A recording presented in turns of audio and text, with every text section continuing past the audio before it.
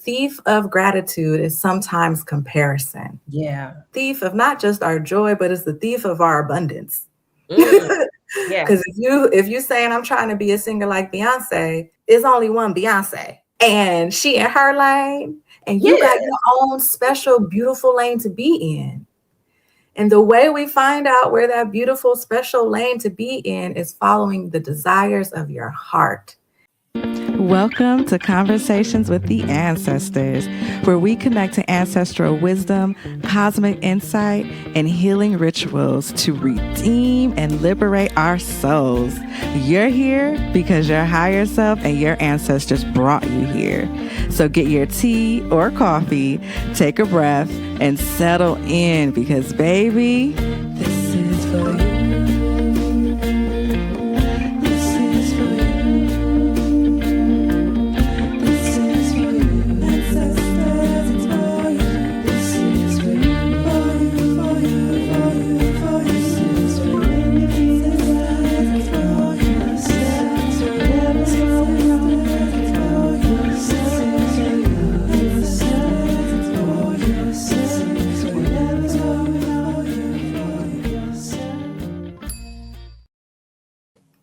Hello, hello, divine beings, and welcome to Conversations with the Ancestors.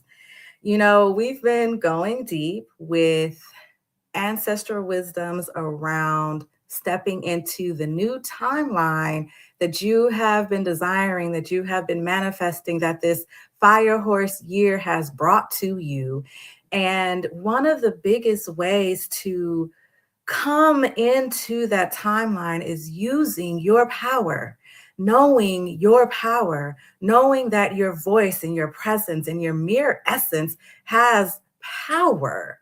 And that is what today's topic is all about, accessing your power to stand in your power. So that way you walk in all of the authority that you have in this new timeline, because this new timeline was made for you, hunty. Okay.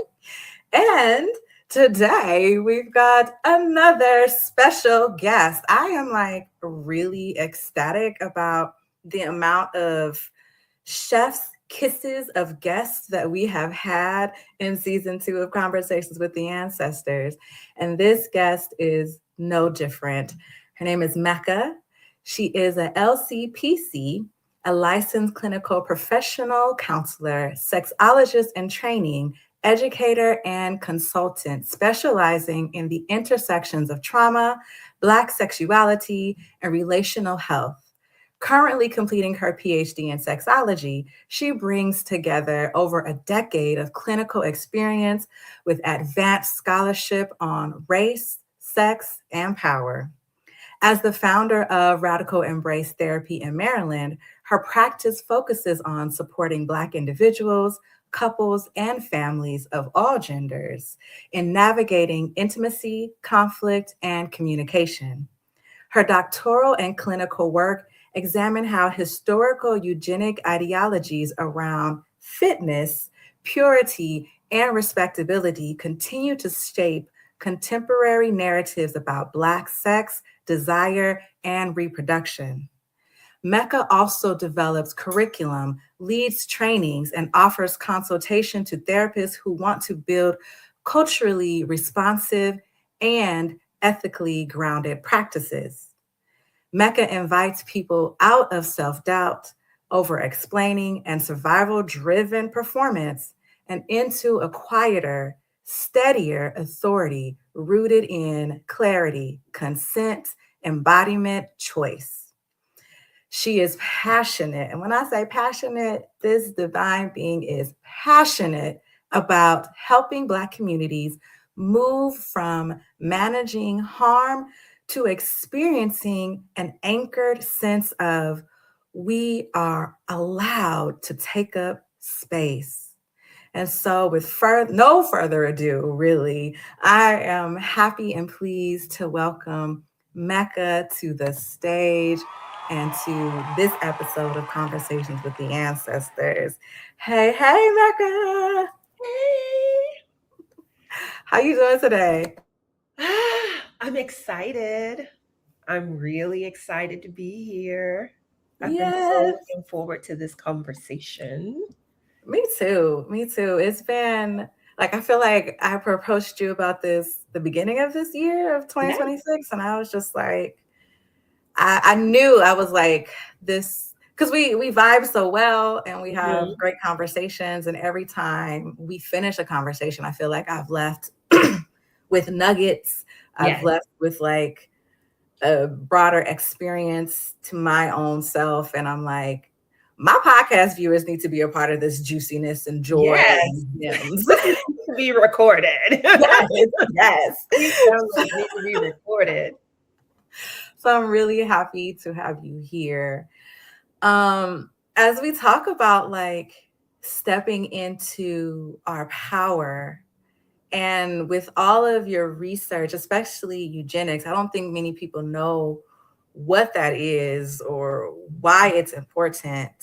So, actually, I'd like to start with that. Do you mind kind of giving our podcast listeners an understanding of that and that research and how it connects to our power?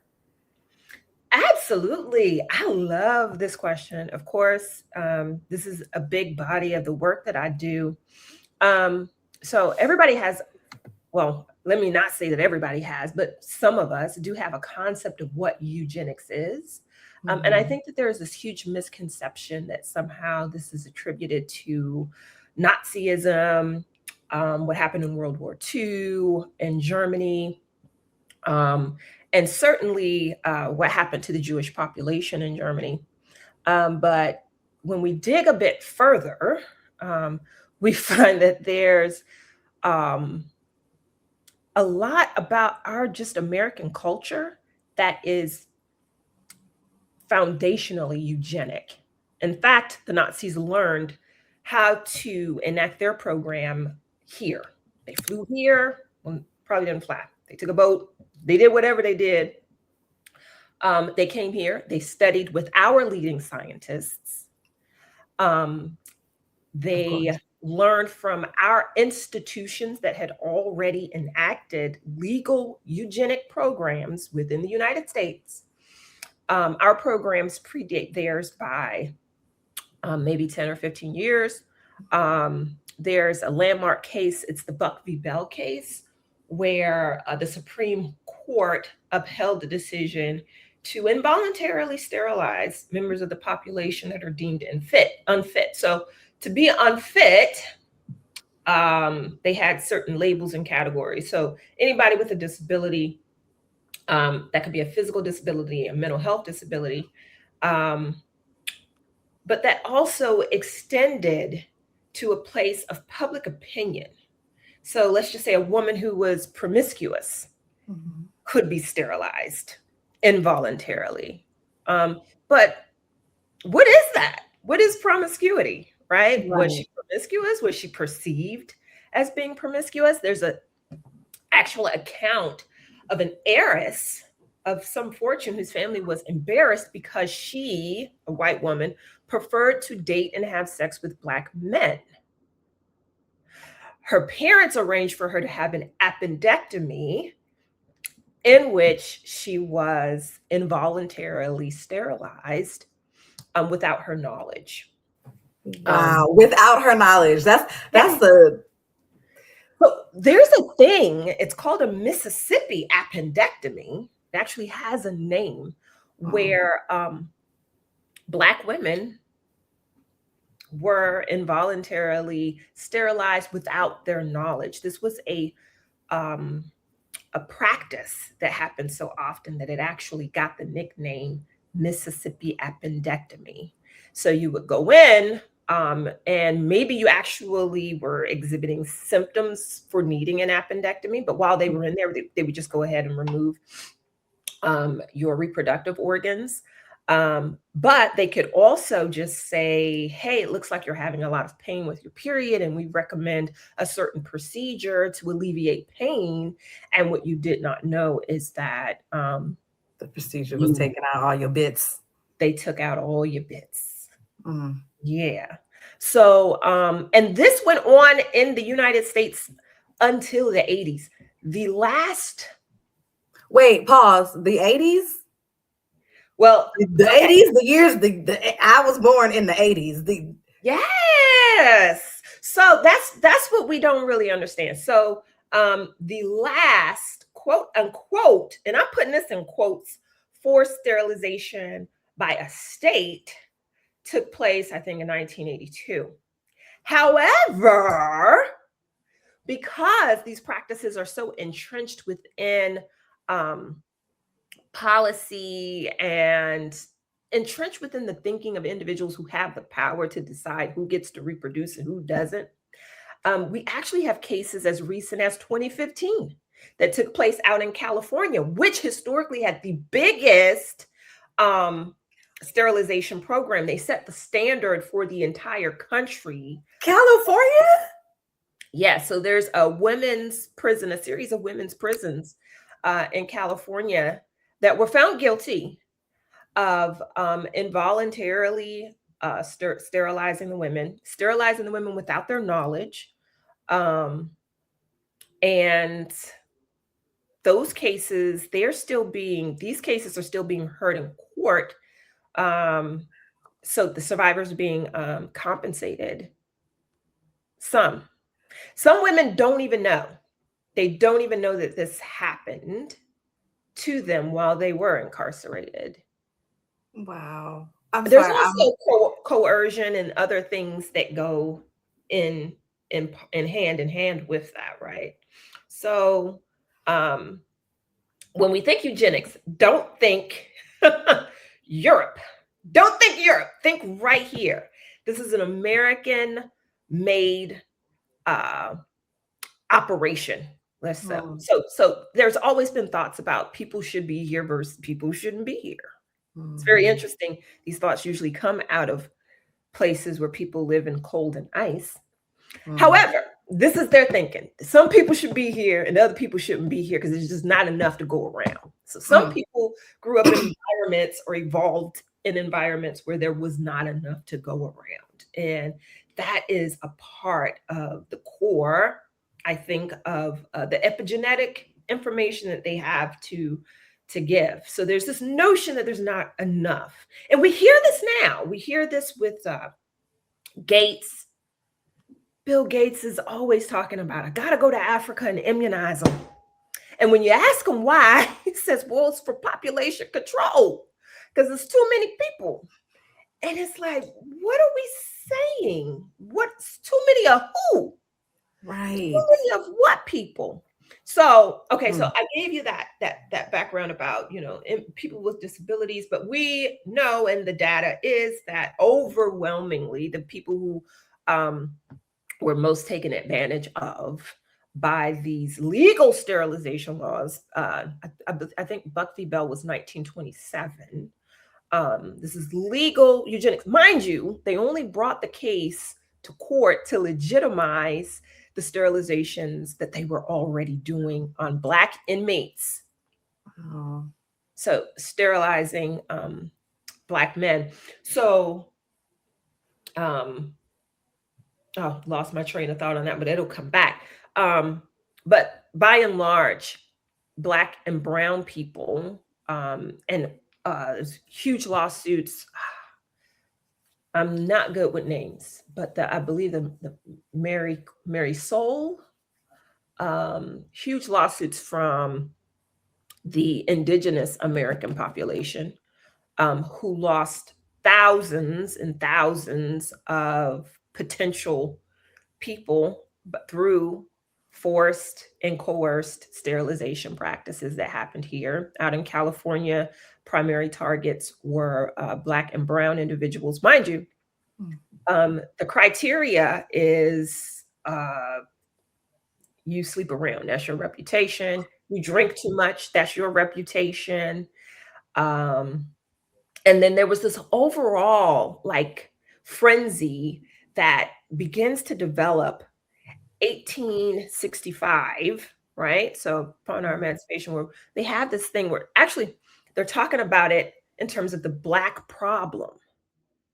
And you have all of these great minds at the time coming together to formulate what the solution to this Black problem. is going to be. Now, the Black problem is that if we free this population of people, then what the heck are they going to do? You know, Right. where are they going to go? And what does that mean for us? Mind you, there's not enough to go around, right? That scarcity mindset. Right. So you would be surprised of some of the medical journals that I have had to investigate. There's one in particular, Dr. Merle, who is a Virginia-based physician. I mean, he's writing this, I want to say 1904, maybe 1909. He is doing a study on Blacks and syphilis. Remember this, Blacks and syphilis, because there are these, eugenic-based tropes about Black people being hypersexual, and if we're just allowed to run rampant, we're just going to have sex with all of the white people, and then they won't get to be white anymore. So that's a problem. And then we're all infected with STDs of some sort. And this was the belief that Black people were just the epicenter of all of the STDs. And he was doing his research in syphilis. And his research wasn't necessarily in syphilis and what happens to Black people, but his research was more about treating or not treating, which is interesting, right? So he writes this paper, and he's talking about whether or not it's efficacious to treat Black people for syphilis. And he says it really isn't, because, I mean, they're not even smart enough to adhere to any regimen of treatment in the first place. So it's a waste of any physician's time. And he's writing this paper. Now, what's really interesting is at the end of these journals where people are essentially presenting their research, you get all of this commentary from the colleagues, the peers at the time. And there's all this discussion. There are people who are saying, we're so glad that a youngster, because he's a young physician at this time, is taking up the charge. We're so, we're so happy to see that his mind is working. And one of the things that Merle promises is that perhaps syphilis can do what man has been unable to do. Reduce the population. They're talking about elimination, actually. I was trying to put it in a mild way. It was elimination. And it's perhaps syphilis can do what man has been unable to do. And it's just a very interesting statement. And then the applause that sort of comes as you're reading the responses. So happy that some young person is championing these things. And then there's another interesting comment that's made by a colleague. And he says, man, I'm really looking forward to more of your research. It looks like you're really on to something. And I've been working on cocaine. And cocaine looks like this could be very prompt. This is 1904, maybe 1909. I might have my dates confused. I've been looking at cocaine, and it's showing some very promising effects on the Negro population. So you have all of these people. These are the academics. I wanted you to keep in mind Merle, because he goes on to teach at the University of Virginia. And the University of Virginia has one of the biggest eugenics programs, but they have them at Harvard and all of the Princeton. They have them at all of the big schools, but Virginia's program is exceptional. And if we remember the Tuskegee syphilis experiment that was enacted on Black men all the way up until it was discovered in 1972, and they only stopped because it was discovered in 1972. Right. There were comparable programs that were going on in South America, and those did continue because theirs weren't discovered. So anyway, but it was run by the U.S. government through the Public Health Service. And those individuals who ran the study were the proteges of Mr. Merle, right? Because remember, Mr. Merle is a young physician. Right. In 1904 to 1909. And then he goes on to teach all these other young physicians who are taking on the same or parts of the same thought processes. Yeah, right. So this is an institutional way of thinking and perceiving Black people, Black sexuality, Black reproduction. Okay, and what I want everyone to know is that these ideas don't just go away and they change. So another huge eugenicist was Margaret Sanger, and we know her as the mother of Planned Parenthood. Mhm. Planned Parenthood will not release this. They do track this, but they refuse to release it. But other organizations have come together to do the work and have found that upwards of 80% of all Planned Parenthoods are within walking distance of a heavily populated Black or Brown community. Mm-hmm. Margaret Sanger had what she called the Black program. This What is was her, that? this was her program Mm-hmm. for addressing the Black population and to encourage population reduction. Now, I've read a letter of her to a colleague, and people interpret this letter different kind of ways. And so I'm gonna just say that part because um, in the same way text messages can be interpreted in different ways, people interpret this letter that she writes in different ways. But I'm going to say what she said, and you can interpret it how you will. So she says that for this Black program to work, that first of all, we can't use white doctors because Black people are just not trusting of white doctors. I wonder why. Trust us. So we're going to have to get Black doctors on board for this to work. Right? And we're talking about population reduction. This is what we're talking about. She says, but they can't know that. The Black doctors can't know that. Yeah. But they must be trained and come through our program. The Black people must not know that these are our doctors. And we also, because Black people really, really listen to their religious leaders, we're going to have to get some reverends on board and some Black nurses. So we got to make this program appear Black so that it garners the trust of Black people and to get them to participate if it's to be successful. And they cannot know that this is actually coming from us. And there's some language in there that like they can't know that this is about, or she says they can't know, or they will think that this is about the elimination of Black people, particularly the more rebellious ones. So she makes mention that there are rebellious ones, but now whether or not she doesn't say, which is totally not what we're doing. She doesn't say that. She just presents this information. This has to be, secret. We got to do it secret squirrely. Otherwise, the more rebellious of them, I'm summarizing what this letter says. So these are not exact quotes, but this is in summary. The more rebellious ones will get suspicious. So it's interesting, very interesting. But she was a noted eugenicist. Now, she wrote about eugenics. She was an outward eugenicist. This is not questionable. The fact that she was a eugenicist is not debatable. People want to debate when it comes to women's reproductive rights. But there's this thing that happens in the Black community where they take Black issues and they snowball them into these other issues, right? And then it's almost like for us to decipher our specific journey and our specific needs and pull our specific wants out of them, it's almost like we have to turn our back on what they've kind of pulled us into. I liken this to what happened with Black Lives Matter and the LGBTQIA plus movement.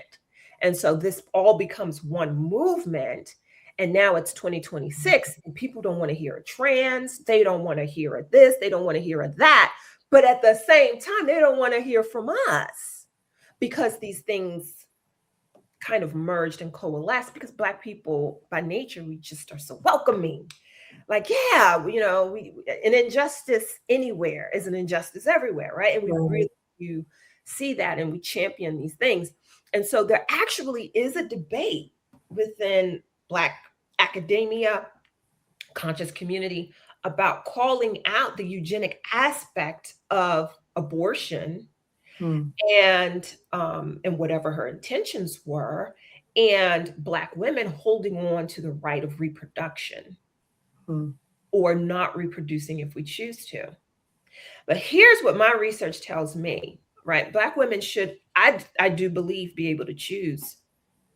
Um, I'm not against choice. I think we should be able to choose whatever. You know, this ain't got nothing to do with if there's a heaven or a hell. You can choose whichever one you want to go to. This is your life, right? I'm I'm indifferent. Pick wherever you want to do, whatever you want to do. But when I look at eugenics and I look at respectability politics that we have within our community, and I look at economic disadvantage, I question, do Black women actually have a choice about reproduction? See, it's not a choice if I have this child and I'm going to be destitute and poor, and that's just going to be my life. It's not a choice. Right. That's not an actual choice. So what would it look like for Black women to actually have a choice about reproduction, to have the support Hmm. services there, to have the support of family and community? Right? You couldn't bring babies home in my family. You know, I've had family members who got put out. Yeah. No, I mean, I don't know if I've mentioned this on the podcast before, but I grew up Seventh-day Adventist, and there were many Seventh-day Adventist churches that were like, if you came with a baby in your tummy and you were not wedded, then you were excommunicated from the church and nobody would talk to you. No one in the community, your family would get shunned if they kept you in their Right. house. You know, it was bad, and like it made it feel like you didn't have a choice. But then if you got rid of the child through abortion or some other means, like then you would still be looked down upon in some sort of way by the people who knew that you were pregnant. Then you got rid of God's child, God's life per se, you know? Um, so, but No, right? It's like, what choice? Where are we getting choices at? Where are these choices? right, right, right. Yeah. So, like, you know, coming back to that thought of, and this is so interesting because I did not know our conversation was going to go this way. Of course not. We called in ancestors and spirits, and we said, lead, guide us, take us where we need to go. So apparently, this is what needs to be said, and I'm here for it. When I'm thinking about like Black women having or not having choices, or having the, what is it called, perception of having a choice, when in actuality you feel like you don't because of the circumstances that you've been given, right? How can we link that into calling in our power, right? Ooh. Because if you feel inertly that you don't have a choice in how you live your life, then how can we support somebody in saying, no, but you do? You have the power, you know? And I've been in places in my life where I felt like I didn't have the power, where I felt like my bills had the power, where I felt like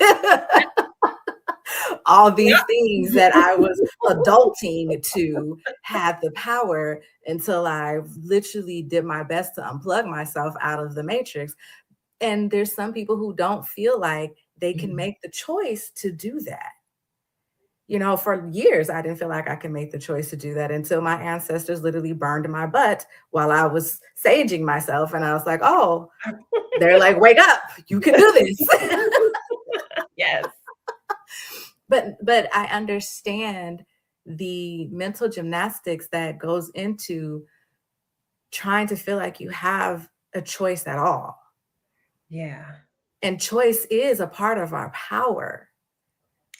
Mm-hmm. So, and even though there's many like spiritualists who are like, you know, fate and we really don't have choice, it's all been mapped out and da da da da da. And like, I believe that to a certain extent. Like, I feel like we chose the plan that we wanted to walk before we got here. And And still, I feel like change is always happening. So if change is always happening, that means we have the ability to change what we thought we wanted before we got here.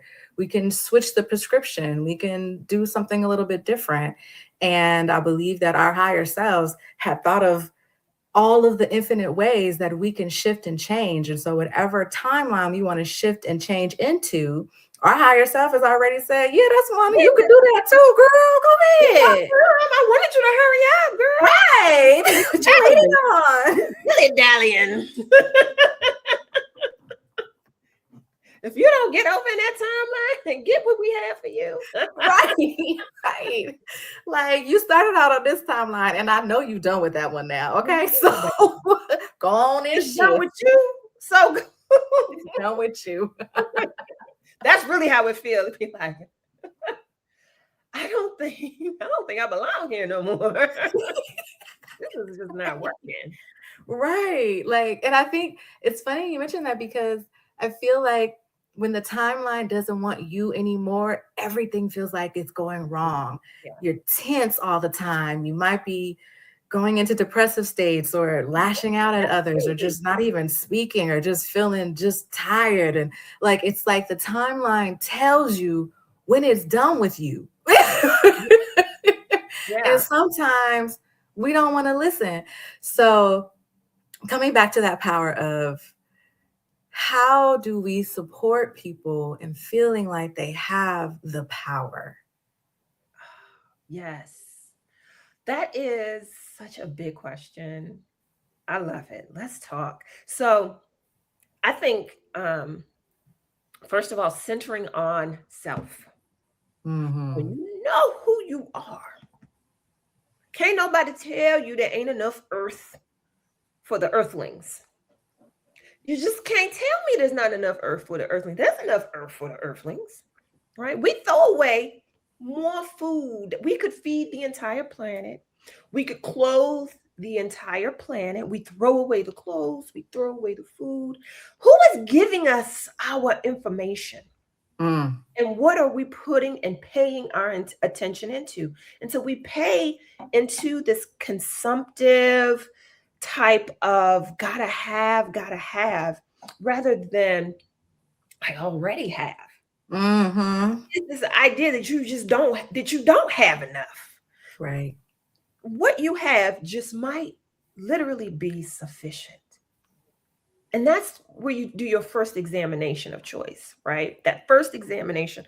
What is me? What ain't me? Mm-hmm. What is in this sphere of reference to myself, and what isn't? And gratitude, we often talk about gratitude, meditations. Gratitude is a great way to center in on that, because you begin to name the things and send out a gratuitous heart, a gratuitous energy for the things that you do have, right? It's abundant. But wealth does not necessarily look like them damn Kardashian girls. That's weird to me anyway. Bro. And so in abundance, right? And so we've got these programs that are running. And if you want to run the Bill Gates program, the Elon Musk program, not enough. We got to go to Mars. Go, baby. I can't wait for him to go to Mars. Why hasn't he left yet? Go, but he hasn't gone. And I think he hasn't gone because he knows the truth that this earth is it. It is the wealth. It is the jewel. It is the prize. And every day that you wake up above ground is an opportunity to move in it. And she listens and she provides. And it might not be to the excess of what, if your desire is like that yacht. I think they said the Bezos guy bought this big old yacht that's like the damn near the size of an island.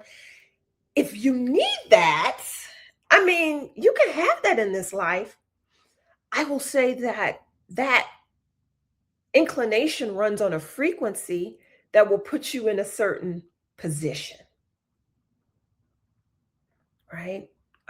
So we do get the things that we want, but is it congruent? Is what we want really congruent to who we are, the things that we say that we want, and the things that we actually desire. So some of us, we chase a sense of belonging, not realizing that we already belong. So when I treat people for substance use, addiction, alcoholism, this is somebody trying to fill an empty space. But the gag is you're not really empty. There is no vacuous space. You are whole. You came here complete. You came here sufficient to execute whatever it was you were designed to execute, whatever it was you were to give. But so many of us are trained in on thinking like, well, I have to be Elon Musk in order to be successful or be liked or be loved. I have to be Beyonce to be successful. No, there's only room for the one Beyonce. There's just the room for her. She's occupying the space. Right. Who says that that is the definition of greatness? Zaya, you are great. Hey, Yeah, Sean. you are freaking amazing. Okay. So divinely operating the space of Zaya. And nobody does Zaya better than you're doing Zaya. And nobody else could. Right. And here's what, if y'all don't know nothing about Zaya, this is what we laugh about. We joke about what is it? Dragonflies. We joke about dragonflies. Because it occurred to me, I had a vision of this sister, and she's standing at a fruit cart in some exotic, beautiful place because she's always somewhere beautiful. And she's just maybe eating some fruit, and a dragonfly comes by and knocks her into the cart, and the cart goes down the hill, and all the stuff goes crashing everywhere. And she helps the person put the stuff back in the cart, and somebody else sees her and they come and help. And at the end of the day, because of that whole interaction, she's at 5 stars for getting her feet rubbed and getting all that she wants to eat and all that she could want to drink, and being offered a flight to the next destination. And so, but the point is, like, she has this effect to where she just comes in, and everything that belongs to her comes to her. And it's not necessarily because she has a certain amount of money in her pocket, like that's wealth. It is a wealth.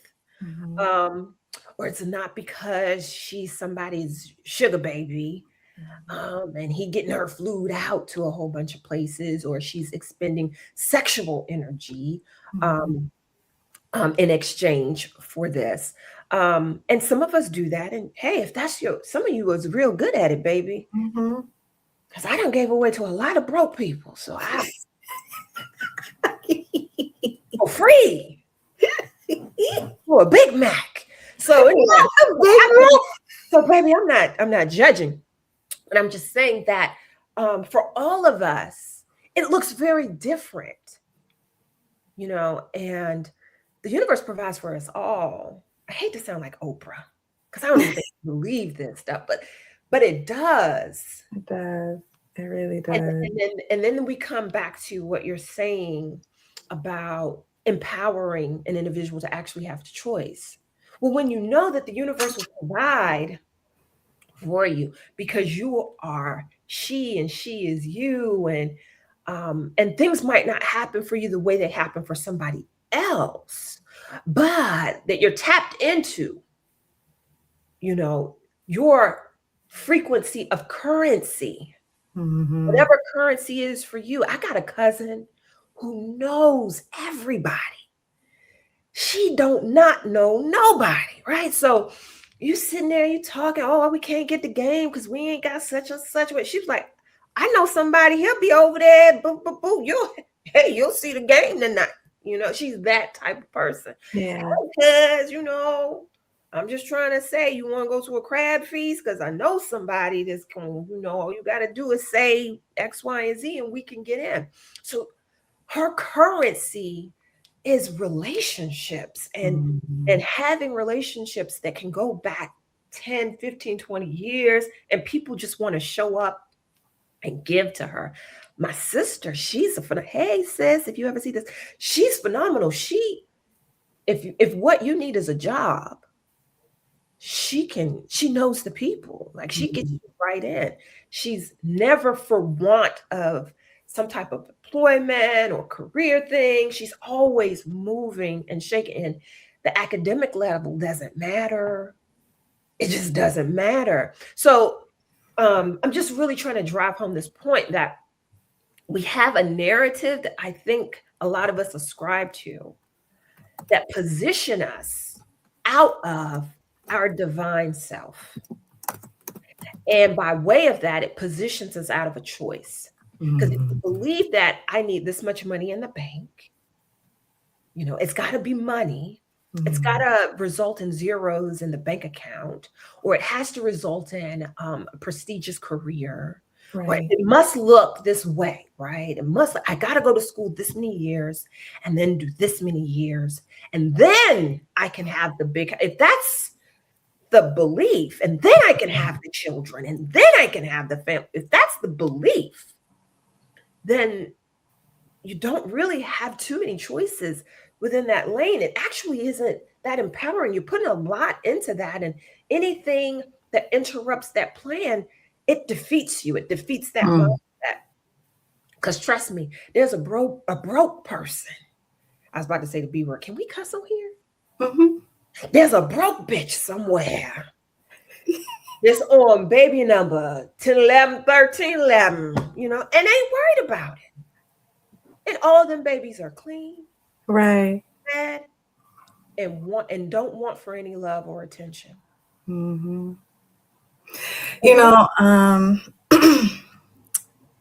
I recently was watching a channeler. I forgot her name, but I will remember and put it into the show notes for those who would be interested. mhm, One of the things she mentioned is as a people, individually, collectively, everywhere, our mind space is taken up by two things: money and food. We constantly thinking, when you wake up in the morning, what am I have to eat as breakfast? Like oh, and then yeah, what am I gonna make for dinner tonight? Oh, that's gonna be good. Oh, I gotta go to work. Money. I gotta go to work. Let me get to work. Let me put this on. Oh, I gotta put some gas in the car. Money again.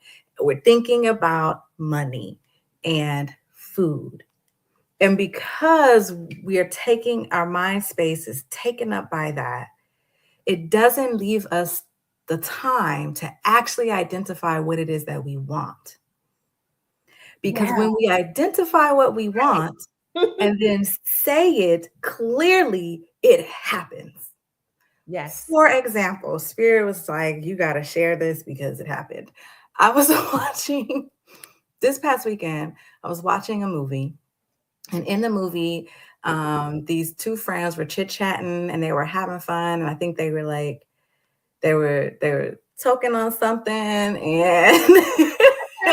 they were just having a good time. And I was like, oh man, I haven't had a good time like that in a while. Like Mm, I want to have a fun time like that. I just thought it and I let it go. Right. And then a couple hours later, I'm scrolling on TikTok and there's this TikToker that I follow who's Congolese. And there's a food in Congolese tradition called pondu. mhm. And there's a producer that I work with on my music. And one of the songs that we recently created was in my rap part, I was like, where's my promise pondu? Mhm. So, anyways, I'm watching this. I'm like, yeah, I still ain't got no pondu. I want to have some pondu. Like, I want to taste that piece of culture. When am I going to have this pondu? I want pondu, period. Let it go. Both Uh-huh. these things, same day, right? Peep this now. Dragonfly of Yeah, here comes the dragonfly. Here comes the dragonfly, of flight. course. Oh, Sorry. another thing. I love skating. I have a pair of inline skates, rollerblades, that I track around the universe with. Okay. These have been to Thailand, to Australia, Oh, now here in London with me, like Paris too. They've been rolling with me, right? So the person that I'm staying with, They get in and they're like, yo, you want to go skating? I was like, yes, let's go to the roller rink. We are out at the roller rink. I've realized we are kikiing and laughing and having a blast, just like I said I wanted from that movie. Literally. And then I meet a random person at the thing, and she wouldn't stop talking to me. And I was like, okay, well, I'm just gonna keep talking to her too. She cool. Blah, blah, blah, blah, blah. I saw her fall on the skates, and then I saw her exit the building. I was like, oh no, let me go see if she's okay. I go outside. I'm like, hey, are you good? Like, I saw you fall. I'm just checking on you. I know, like, yes, I just met you, but you're a human. You're another God being. I care for you. You okay? And she was like, oh my gosh, that was so sweet. Do you want XYZ? And I said, oh, you got some of that? It's like, you got some of the good. Yes, I would like those. Also in the movie that I said I wanted to have. This has been maybe 3 hours later from me watching that movie. Yeah. It was me saying the wants, Yeah. being clear about that's what I want. And then don't forget the pondu. Because the person I'm staying with is also Congolese. And we went to go pick up their daughter. And at the place we were at, we picked the family member had just made pondu that day. Wow. And I was like, you made pondu? She was like, yes. I said, can I have some? Dragonfly. She was like, yes, of course. A whole big old pot of pan thing of it. I said, come on. Yes. Get your stuff. Get my stuff. Following the dragonfly. What is for you? And sometimes we just have to declare it. Now, imagine you're going through life and you're making those choices. I want to be a mother. How about as a people? We want to be here in the future. There's a narrative that's going around. And I don't know if people are consciously aware that they are selecting not to be here. But this whole transhumanism, and whenever you hear the doomsday people saying, you know, the earth is just, it can't sustain us, it's just this, that is all in alignment with this very nihilistic attitude, spirit, actually. And it really is like taking a hold. It's almost cool to not to be invested in the future.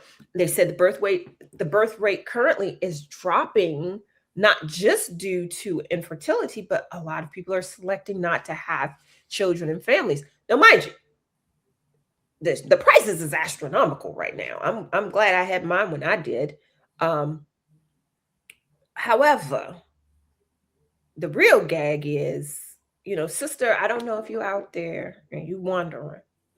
I don't know if you're out there, but if you're willing to sacrifice, right, the big plumpy titties for the saggy ones, you can feed your baby for free for a year. Plus, a year plus. You can use reusable diapers. It's a thing. And guess what God does for you? That baby poo-poo don't even really stink while it's nursing. It's the yellow stuff that actually smells a little sweet. I know that sounds weird, but mothers, they've done studies. I'm not some weirdo. Mothers, you know, kind of like the aroma of their own kids' stuff. So nature kicks in. So if you're wondering about pampering, if you're wondering about feeding, and to all of my heavily melanated brothers and sisters out there, I don't know if you know this, but your child can be potty trained at 6 months old. I did not know that. Actually, I feel like I've heard this is the thing doing that. You ever look at videos or pictures where they're showing people from our family from the continent, and they're showing like the most primal of them, right?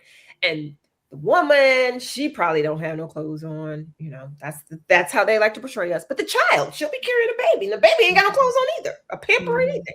She's comfortable with the baby being in that position. The baby is not going to urinate or defecate without giving her a signal. that it Mhm. needs to do so. So that child, that baby that you see on her hip is actually potty trained.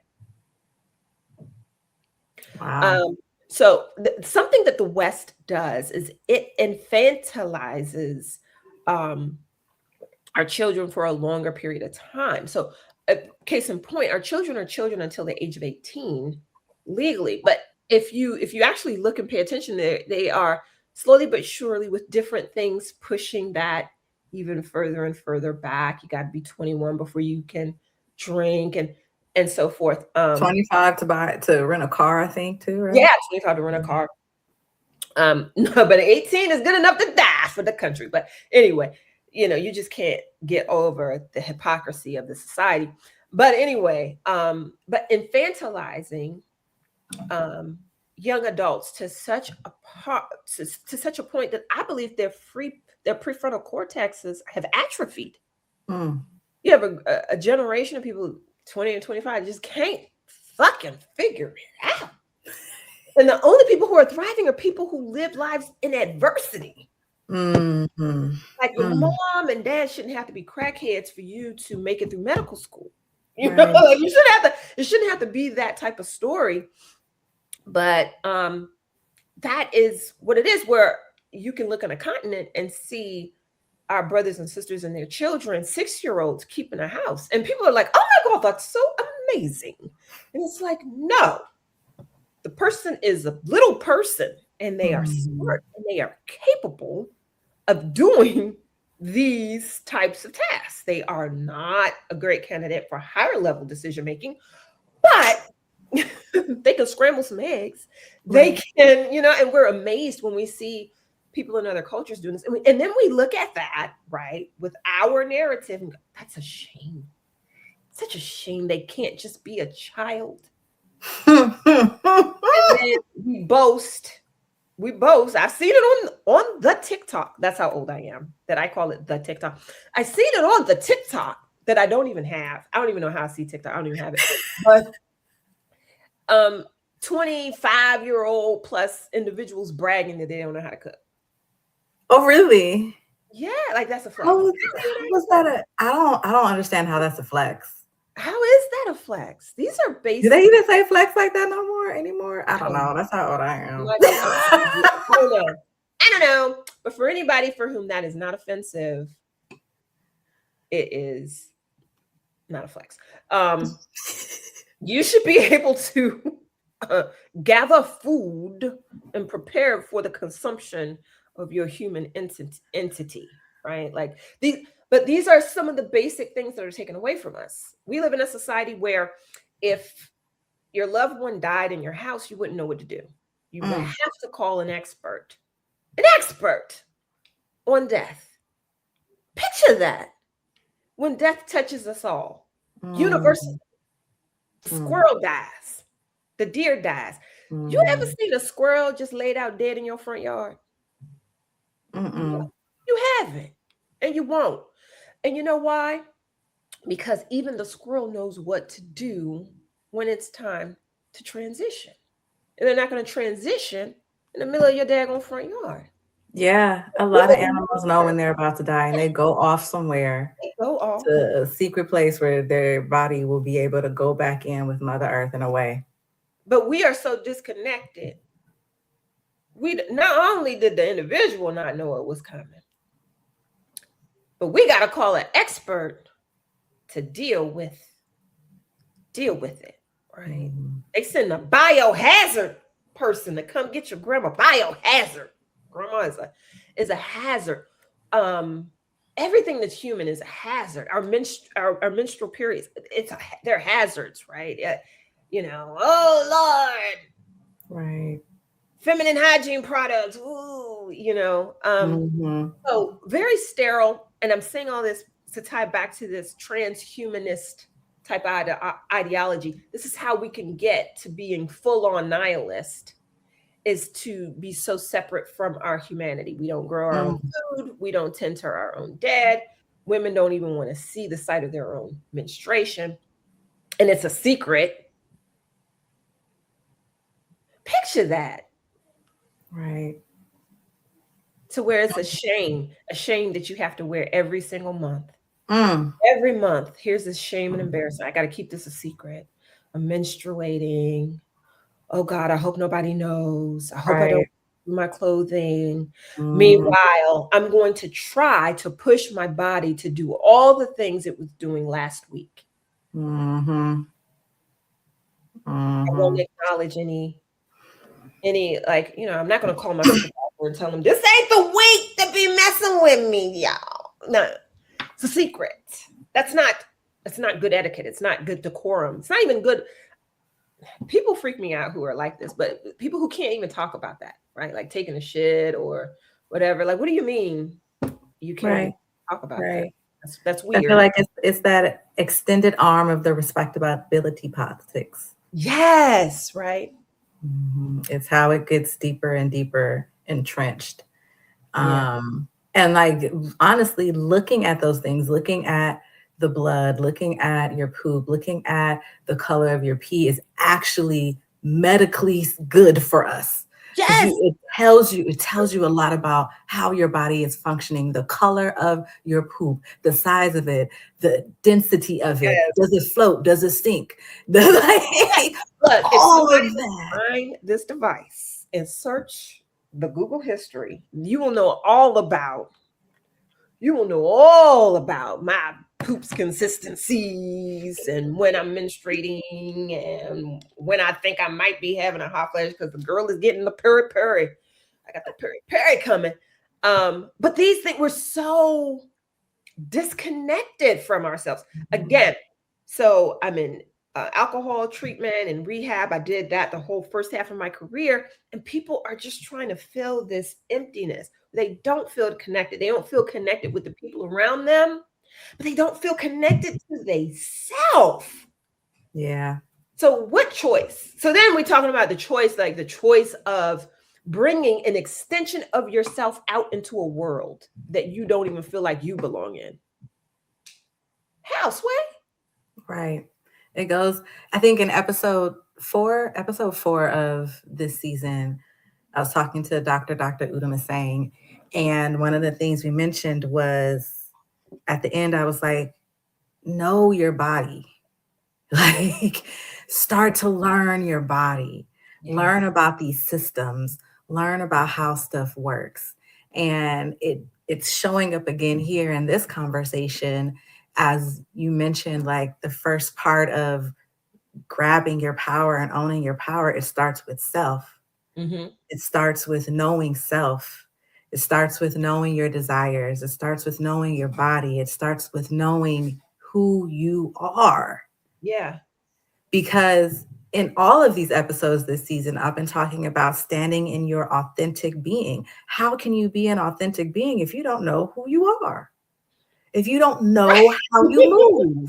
If you don't know what you want? If you don't know what you want, you're always going to be falling into somebody else's desires, going with somebody else's program, and that person going with somebody else's program Going with because somebody else's they program.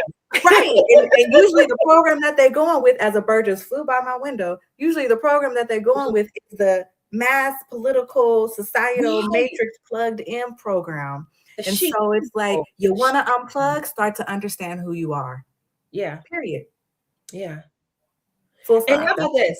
That does not have to be some huge astronomical endeavor. You don't have to go all the way up to the top of a mountain. Baby, you are the peak of the mountain. Mhm. Just be right where you are in this moment and begin to have a conversation with yourself. Self, am I hungry? Mhm. Am I thirsty? Mhm. If I'm thirsty, I will give us something to drink. I am here Mhm. for us. I will support us. Okay, what Mhm. else do we got going on? Am I tired? Do I need a nap?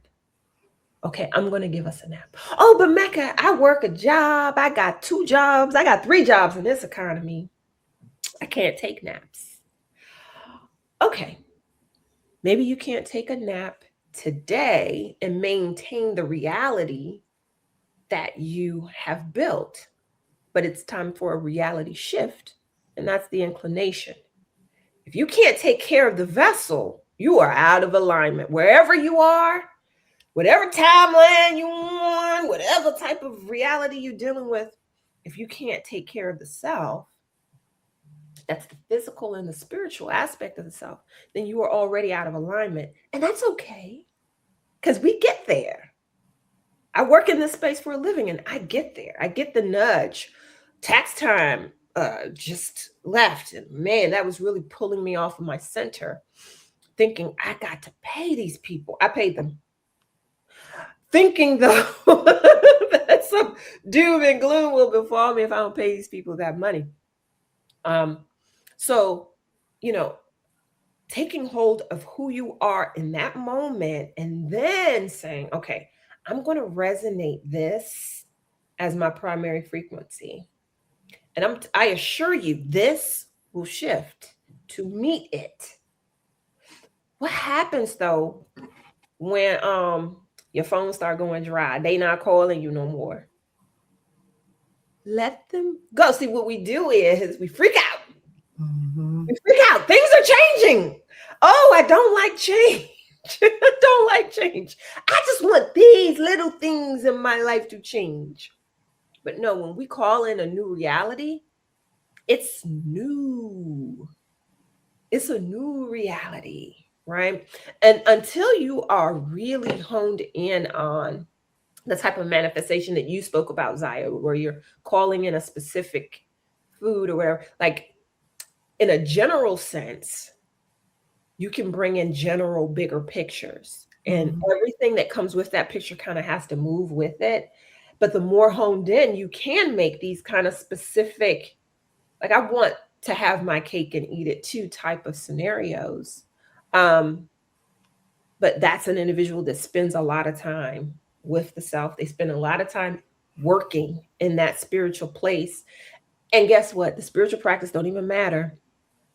Just being in that space, to be able to talk to spirit, discern, and move with spirit. And I think that's the part that you might not have really expounded upon too much, is that you had the inclination, um, and you had to say yes. You had to, when nudged, you had to not know what the invitation was really going to bring you, but to be willing to go into what it would bring you. Right, To right. I had to be open.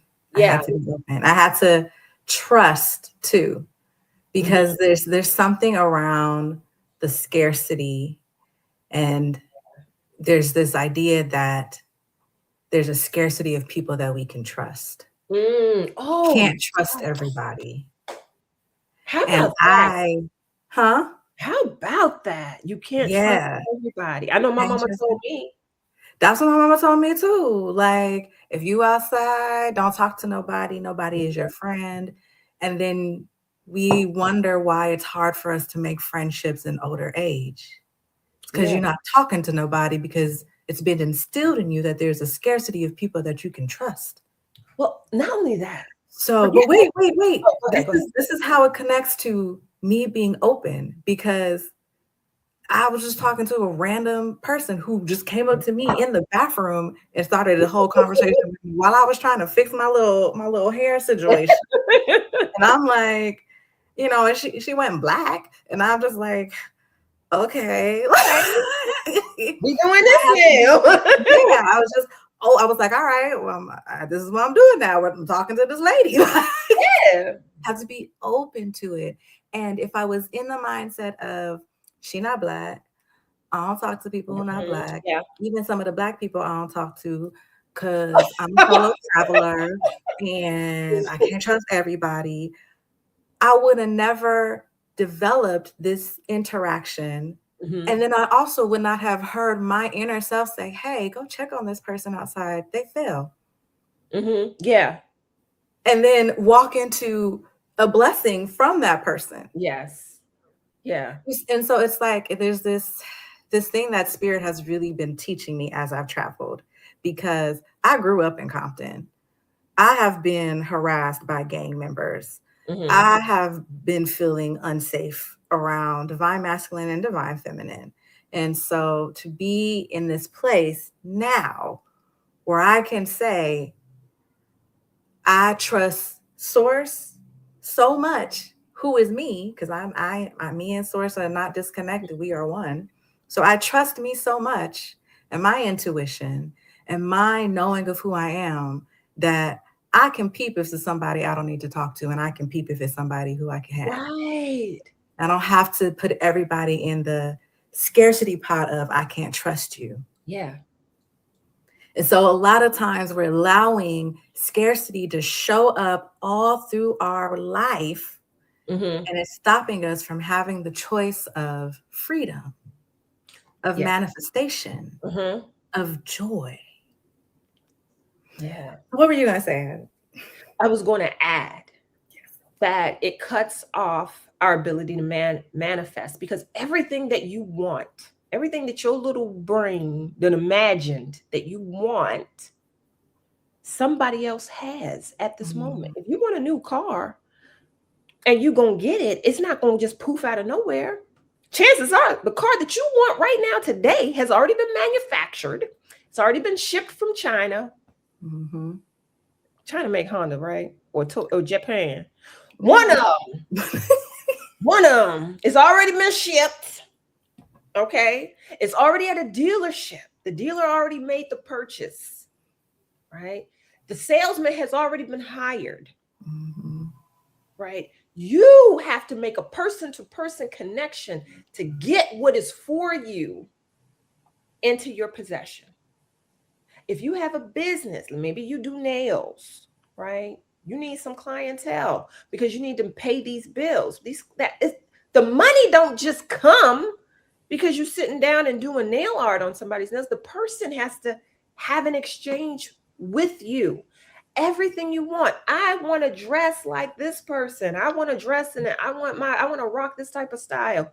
Okay, well, this type of style was designed by such and such person, and their stuff was put on the shelves of, I don't know, Walmart, JCPenney. I don't know. I don't know if people buy their clothes anymore. I like thrift stores, but maybe it's already at a thrift store.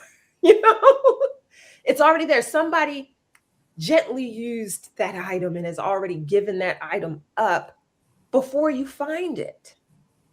But you have to be open to receiving, and it's open to receiving from people. We are here to bless each other. We are the blessing. Oh, you need that? Let me call my cousin. Let me call my cousin. Let me call my sister who knows how to get somebody a job. That's what you need. Let me go ahead and hook that up. Let me connect that. Now you have the thing that you require. So yes, you pray for it, but everything that you're praying for is coming through the channel of a human being. Oh, my mom is sick with cancer. I pray for a cure. I pray for a cure. That cure ain't just going to show up. Somebody has to be born. And that's where I do take issue with abortion.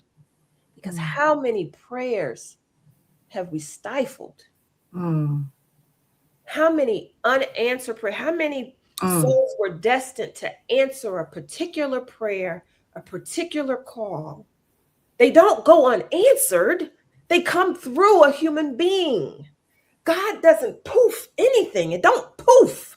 A human being comes and gives you the answer that you need. We are here together blessing each other. And I wonder how many specifically, because I'm certainly concerned about my own community. I'm concerned about the entire diaspora of human beings, of earthlings. You got to be specific these days. There's some vampires out here, but earthlings.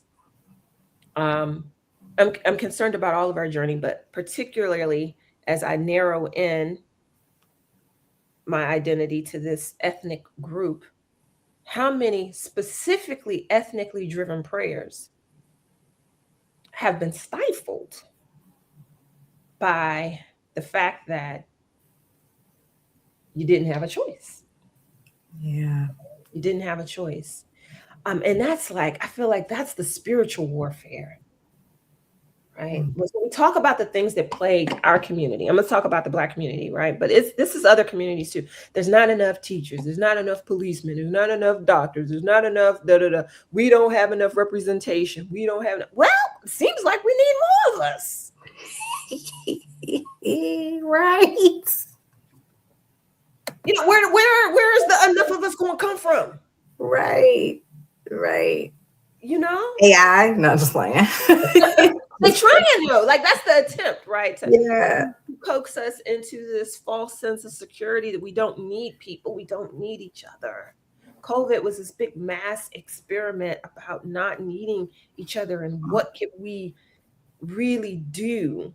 Here's something. If you really want to know what you are as a human being, there is there are scientific studies that are done on this, but the most insane level of torture that anybody's come up with, right, is actually complete isolation in a space where there are no other people, but also no noise. So they have these rooms where they offer people countless amounts of money if you can just be in this room for 24 hours or more. And people can't do it. It is unnerving to what it is to be an actual human being, to be in a room where there is no sensory stimulation, no sound. I mean, the true absence of sound, no people. When you're in prison and they want to punish you, they put you in isolation. They Right. take you away from people. No one speaks to you. Mm-hmm. Okay? So one thing about identity that you got to get is that you are a human being on this planet and that we are a collective organism. We're not an isolated organism. Mm-hmm. We are able to take chunks of data, of reality, and each hold some. So I'm holding Mekkah's reality. Zaya, you're holding Zaya's reality, right? Based off of our experiences. But we are a collective. We're nothing without that exchange. And sometimes our exchanges validate each other, right? We're just sharing what we already know. Oh, I know this. And I came into this knowing with this experience. And then you say, oh, I know this. And I came into this knowing with this experience. And we both agree, yes, these experiences do bring upon this knowing. This knowing is true. Mm-hmm. Sometimes we rebut. We say, oh, well, maybe this knowing is not always true. As we interpret our reality, we're a part of just this one organism. So to be separate from ourselves is a very isolating and traumatizing experience, which is why people will drink and use drugs, or why you will have certain people. I see this actually. Women get the label, but men participate in the behavior more, and that is sex or relationships, multiple sexual partners, multiple relationships to try to feed this. I, they call it ego.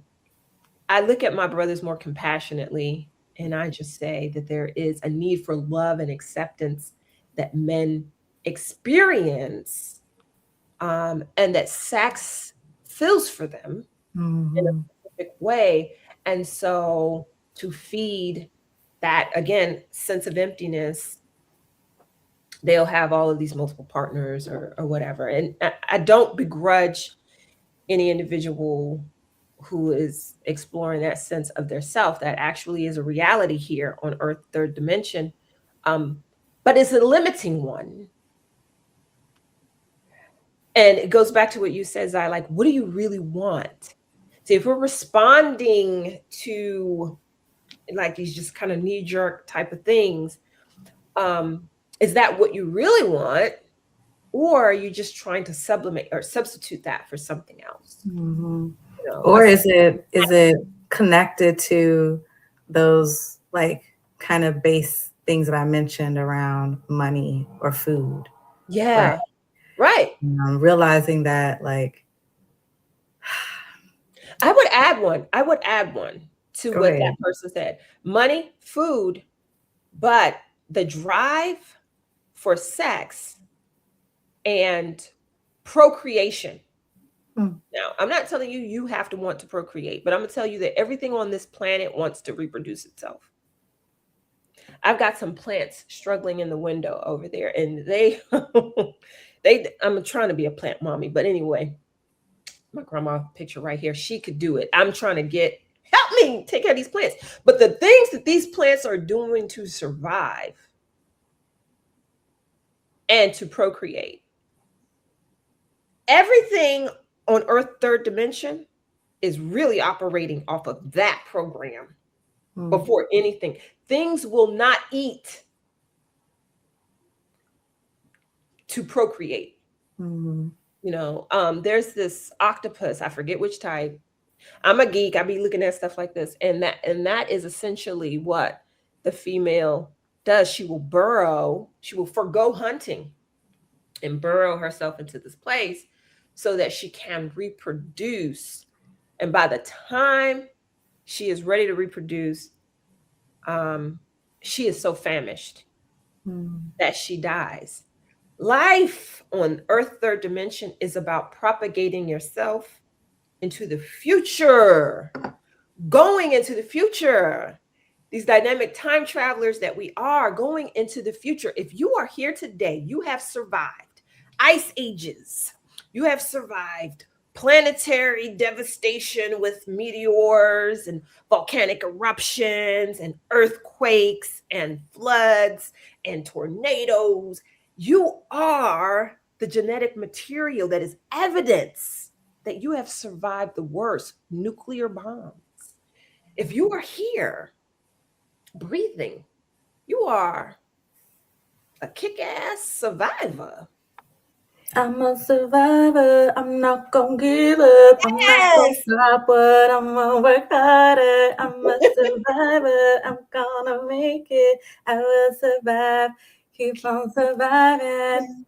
Yes. Yes, it's That true. was a hit. That was a hit. That was it. You had Okay, a hard time not bopping to that one. right.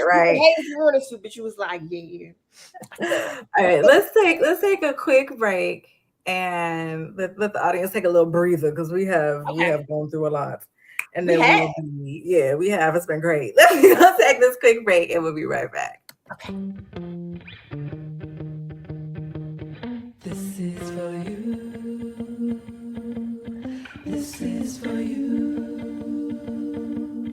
This is for you. Ancestors, it's for you. This is for you, for you, for you, for you. This is.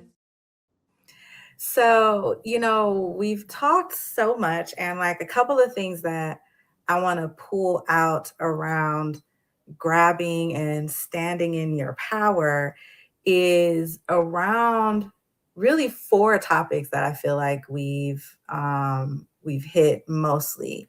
And that would be scarcity in connection to all of that stuff, eugenesis and that scarcity mindset and feeling like you don't have XYZ, you don't have a choice, you don't have the funds, you don't have the ability, And then combating that with knowing self and gratitude, because gratitude helps us to see just how abundant we are, just how much we have around us, because a lot of times we really do have more than enough, and more than enough than we need in that moment, but we miss it because we might be comparing. And that's the third thing. So scarcity, gratitude, and comparison, releasing that scarcity mindset, moving into a gratitude practice of seeing what you have and being grateful for that. Because the more that we hone in on what we are grateful for, we are signaling to the universe that we can hold and be grateful for what we have now. And then the universe says, oh, bet I can give you some more. So wonderful. It's just like a parent who has a kid who's always asking for more and more and more. And the parent's like, well, damn, you don't even play with the Barbie you got, bro. Like, you sure? I don't want you to just throw away the stuff that I've given you. Are you paying attention to what I've given you? So gratitude. And I feel like the thief of gratitude is sometimes comparison. Yeah. Comparing what you have to what somebody else has, or what you don't have to what somebody else has. The same thing with the kid. Well, my friend got a phone. Why don't I get a phone? My friend got that new Barbie with the doctor addition and the Barbie car and the cute I want that too. And it's like the parent being like, I'm giving you so much. And I want you to see it. And so Yeah. comparison is really the thief of not just our joy, but it's the thief of our abundance. Mm, yeah. Because if you saying I'm trying to be a singer like Beyonce, like Mecca said, it's only one Beyonce. And she in her lane, and you got Yeah. your own special, beautiful lane to be in. And the way we find out where that beautiful, special lane to be in is following the desires of your heart. And that is the fourth thing that has come out of this topic today, is the desires of our heart, because the desires are the thing that lead us to where we want to go. It leads us to be able to say definitively, I want this. And then the universe says, ha ha, you've been grateful for what you have. And now you're actually telling me what you want. You're not telling me what you think you want because you compared what you think you wanted to what the person next to you had. We're not doing that. You are actually saying what you, Zaya Divine, Mecca, people out there, what you want. And that's not going to waver, because when we compare, we're constantly saying new things that we want. And the universe is like, but wait, I thought you said you wanted to sing like Beyonce. But wait, I thought you said you wanted that Dr. Barbie with the convertible. But wait, what do you really want? Right. And how you know what you want is the first thing that Mecca said at the beginning: know thyself. Mm-hmm. So 4 things that will hinder and help us coming into our power. And they are all rooted in knowing who you are. And so, as this is called Conversations with the Ancestors,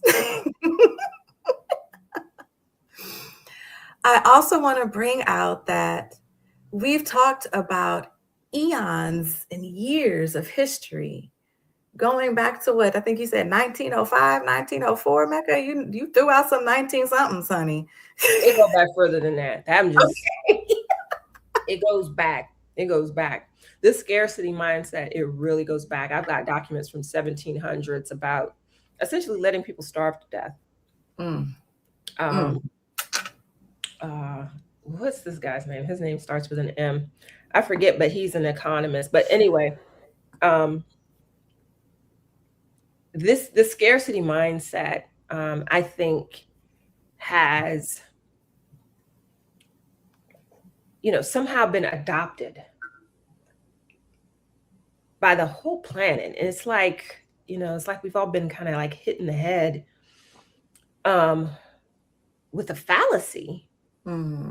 Malthus, that's the guy's name, Malthus. And if you look up Malthusian economics, this is a guy in England, you will see that anyway, scarcity, the idea that there has not been enough, it really does go back. And it goes back prior to Malthus as well, and he's in the 1700s. It goes back to where there was an ice wall that kept certain people from being able to access, I think, warmer, more temperate climates. I think that a large percentage of the Earth's population come from places and come from people who really don't even understand that. And so that is not what's investigated. That's not what's dug up when we are trying to figure out, well, what's plaguing us, and why aren't we getting along, and why can't we handle these things, and why don't we feel the level of abundance that we innately feel like we should be having? Like, I think everybody has this feeling like it just shouldn't be this hard, right? Like there's this big feeling like it shouldn't be this hard. Now, the nihilists are saying it shouldn't be this hard, so we should just 86 it. We should just not be here and let the nihilists do what they do. But those others of us who have that inclination, you're right. That is almost like the God self speaking. Right. Like, it shouldn't be this hard. Hold on, what are we doing? Why are you making things so hard right now? Like, this ain't what we came here to do. Right, this was supposed to be fun, like a little game. You know what I mean? Are you looking for food right now? I want you to look outside your window. See if the bird is out there tripping out over food. Is the squirrel out here Freaking out over Not at food. all. The square. What about we got turkeys where I live and deer. You got turkey or they don't seem worried about the food situation. So why Right. are you, the human being, worried about the food situation? Oh, because you're not being a human being. Mm. Oh, you're acting out of your nature. You're acting out of order. So everything else knows its place within nature and its place within itself. The squirrel knows what the hell it is. I was watching a squirrel on my deck the other day, and it had found a nut in my neighbor's yard, and it was coming to this, I guess, this little stash spot, and it peeped me, and it was like, and it stopped. I don't want your little net. Go ahead and bury your little net up under her air conditioned system. It's fine. That's your spot, though, huh? And dropped the little net off, buried it, but it kept checking for me. But outside of that, the squirrel ain't worried about where its next meal is coming from Mm-hmm. or how to survive or what it needs to do. So if you're the human being, you're worried about the basics, right? This is where this is where you start. This is why I say you don't have to go to a mountain. Start with the self. If you're worried about food, if you're worried about reproduction,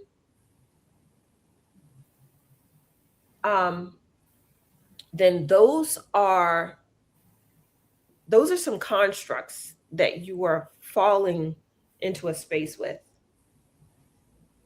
Housing is a bit more challenging. Yeah.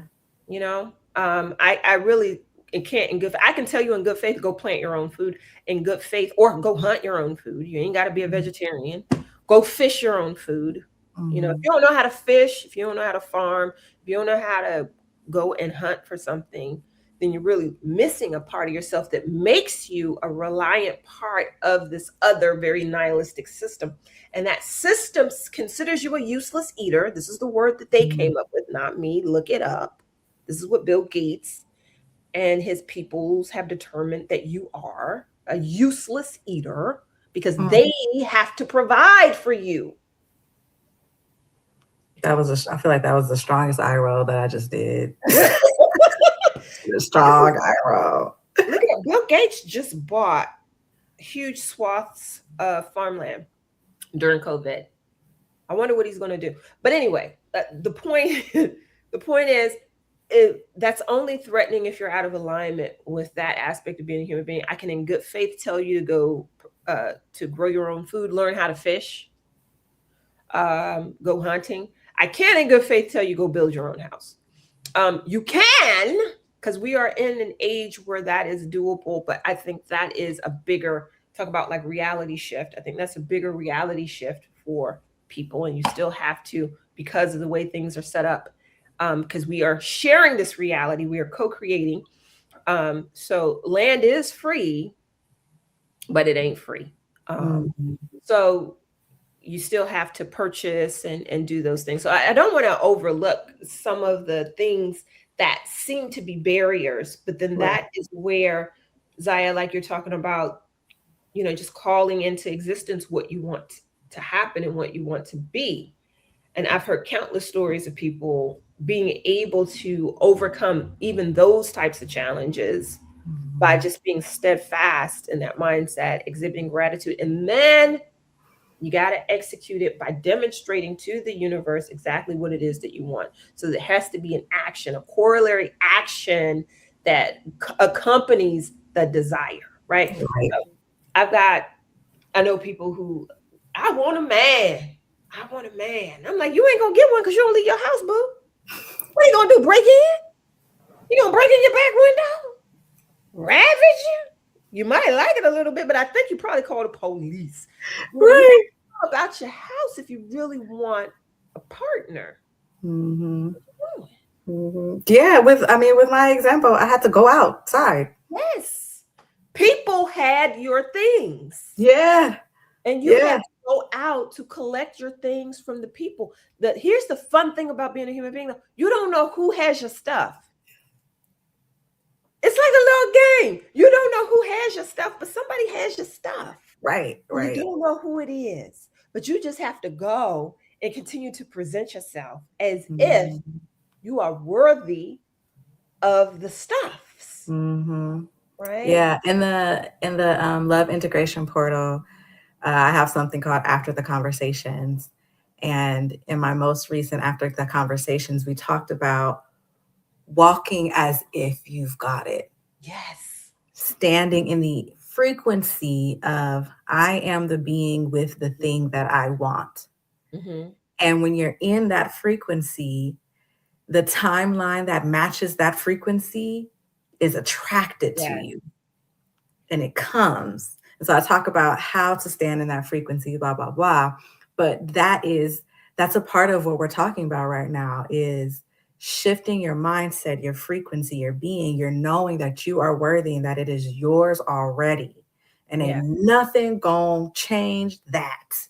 Mm-hmm. Not a And don't thing. get caught up because it didn't come from this place right here you thought it was supposed to come from. Well, my auntie just started a business, and so I know that my job is going to come from this business she just started. Mhm. That might not be in alignment with, and this is what I heard you say this earlier about the specifics of what you want. Sometimes we want things that are in opposition to other things, and the universe is trying to supply, is trying to give, and we want contradictory things. And it's like, look, what you want, you're not in the alignment for. However, you are in alignment for this to come from here, from that to come from here, and from this to come from here. If you want Mhm. things to come from a more direct route, you got to shift your entire alignment, or you could take it from the position that you're in, kind of like piecemealing it together. Mhm. But it's always listening, Right. because you're always listening. You're Mhm. always listening. Mhm. It senses doubt because you know the doubt. Mm. Well. Small, small, something believable, something that you will believe. Don't make it huge. Make it something small and just set your intention. Set your intention and then move like it is done. Okay? And this is where gratitude comes back because when the something small happens, you need to be Yes. aware that it happened. And Yes. when you give the gratitude, you signal to your body and your nervous system and your brain that, oh, it's happened. I manifested the thing. I said I wanted the thing and now it's happened. And I'm giving gratitude for it to help my body and my brain log it into memory that it Yes. has happened so that the next time I decide I want to do this again, I know that there is research already done. Data. I've got the data. I've got the data. I would add to that, have the gratitude before you see the thing. Come on. Yes. Just go ahead and move in the gratitude. That is actually the vibrational space that you want to be in. And I know some of y'all don't get energy, don't get vibration, currency, frequency. These are all words that we're just pasting onto a phenomenon of being. Mm-hmm. You are yourself, and you wake up yourself every day, and it's very organic to you. So you don't really question it. But if you ever looked at like a toddler or beyond that, an infant, when they find their fingers or when they find their toes, and it's like, this thing Astonishment. is here, yeah. Yeah. As they're testing the boundaries of what is. So you don't do that anymore. But anything that you want is also an extension outward, right? And if you can have that same awe, Mm-hmm.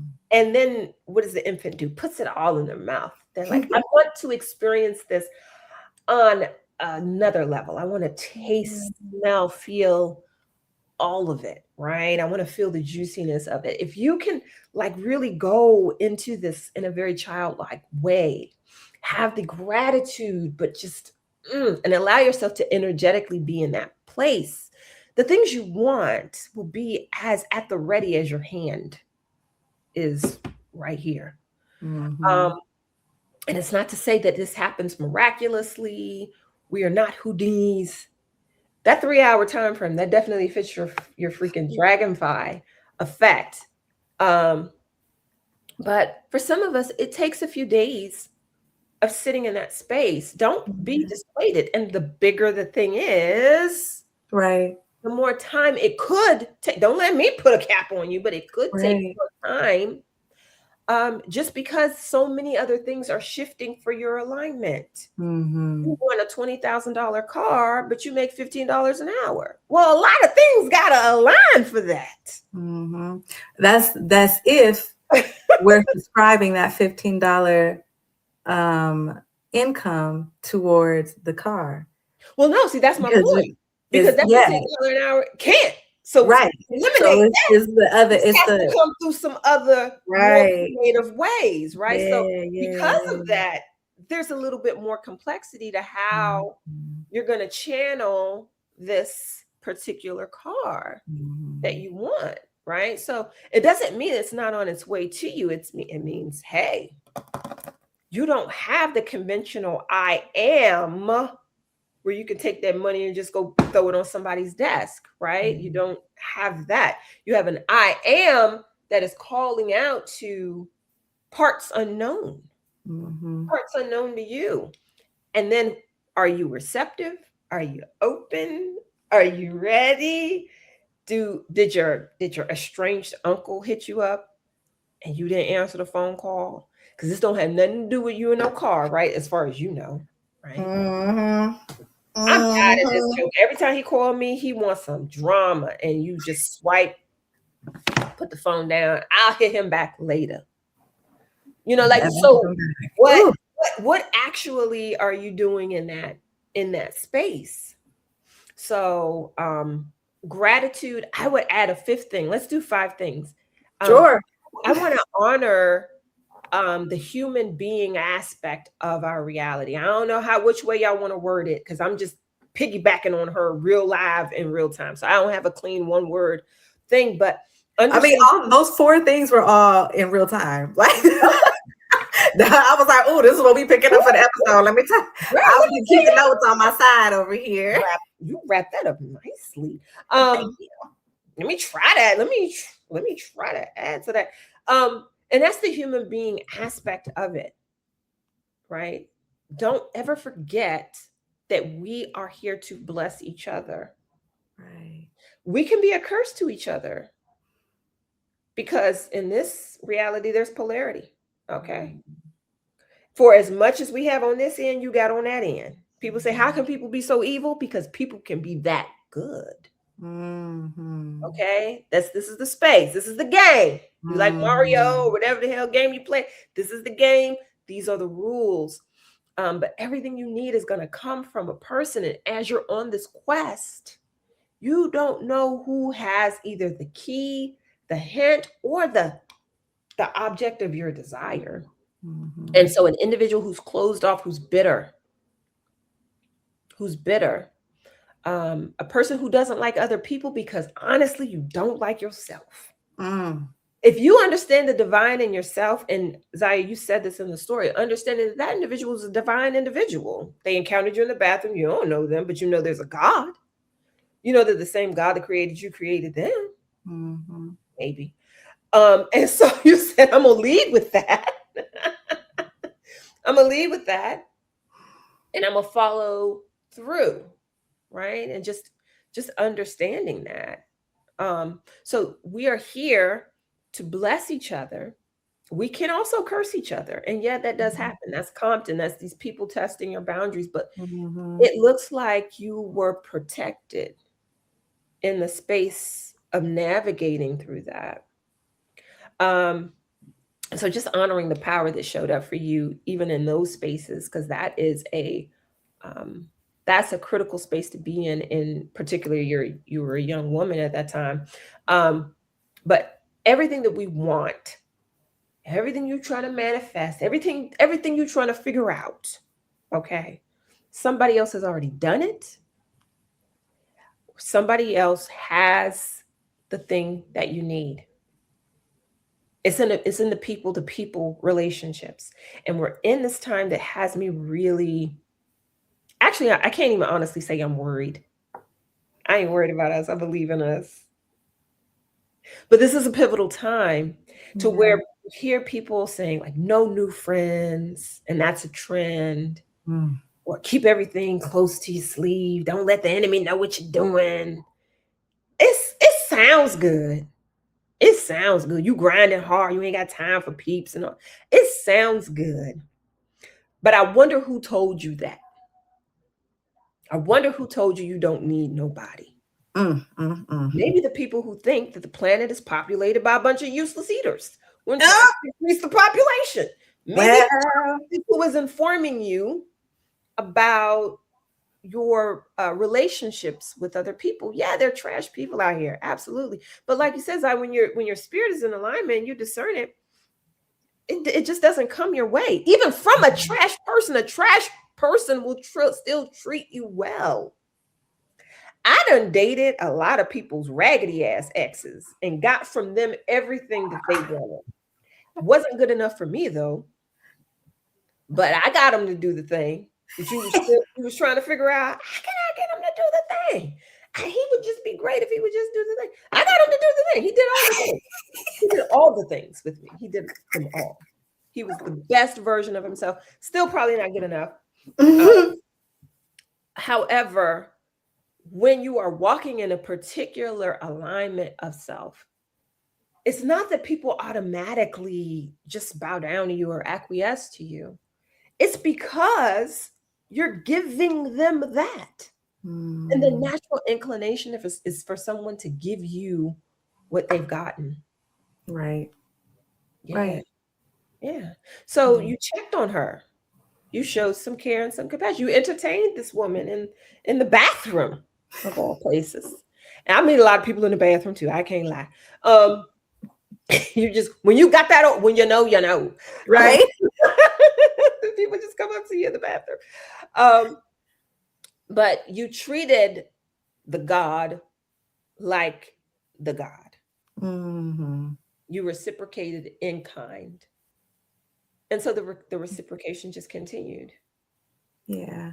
And that's what we actually can expect from most people. Most people, I forget what you're hearing on the news. Turn that shit off. Most people are not evil. Most of us are good. That's why it takes all of this full stage that we see going on to get us to do the evil things. You got to look at what all that they do to make us repel from one another, to make us dislike one another, to make us distrust one another, to make us turn on one another. These aren't just everyday conditions. And if you read some of the research I've read, they've been planning this for 100 years out. That's a lot of planning to get you to behave in a way that is contrary to your nature. So most people are good. Most people are good. And if you lead with that, it doesn't even matter whether it's received or not. Everybody will get what their due is. So if this person doesn't reciprocate the goodness that you extended, the next person most certainly will. And maybe their reciprocation is a car. Crazier things have happened. Right. So, I wanna capsulize what you just mentioned, because the word community just kept coming to my mind. That it's community, it's communal, it is remembering that we're all one. yeah. And way back in episode 2, I believe is episode 2, I talked about like in this time frame as Aquarius, we are in the age of Aquarius. Yes. If you are an Aquarius, you that's my fully, sign. yes, you fully know that Aquarius energy is about encouraging and uplifting everyone, Everyone. empowering everyone. And as we move into this new timeline, because this is a whole new world. I have said it multiple times. I will say it probably again. It's a whole new world that we are stepping into right now. We're in the process of seeing the old ways of being crumble. Really? Yeah. Crumble in front of our eyes. And it's our opportunity now to identify who we are, identify what type of community we want to be in, as we then move forward and build the new world, the new system. And so that really does mean being in community, Yes. releasing the fear of actually talking to someone, releasing Picture releasing the that. fear Talk of to not going somebody. outside of our home. Like, go outside. And I always tell people, like, you don't have to go somewhere you don't feel comfortable. Go to the places that you want to go to. I Mhm. wanted to go skating. We went skating. Like, and I met like-minded people there. Mhm. And so it's back to knowing thyself, Mhm. know what you like, know what your desires are, and start following those and let them lead you outside. Let your heart's desires become the dragonfly that you then follow around, you Yeah. know? And that dragonfly knows what community is. Because dragonfly, like, nature knows what community is. And we do too. We've just been isolated and placed into silos and taken out of the communal living that we used to have so many years ago. Now it's all, you got to have your own house. Once you 18, get out of my house. All of that, Yeah. you know? All of So that. it's just, it's community. It's Yeah. community. It's community. It's community and itself at the same time. It is above and below. It is the juxtaposition of it all and knowing that it still all works together. Yes. It's still all in divine order. Yes, that's I'm what a little alignment tired of us is. little earthy people saying it, but it is. It is. And the Aquarius in me, I love the chaos of it. Oh, I love the chaos of it. I'm like, yes, burn, baby, burn. But don't be afraid of this burning. This burning is the answer to a prayer, baby. Mm-hmm. Prayers. Mm-hmm. Um, And in agricultural practices, sometimes you have to burn the field we to do. create new nutrients because the nitrogen has nutrients for the Mhm. soil so that we can bring forth something more potent and powerful. Yes, new on Yeah. this old earth, right? Mm-hmm. On this Mm-hmm. old earth. Ooh, Mm-hmm. I like that. So don't be afraid of the fire.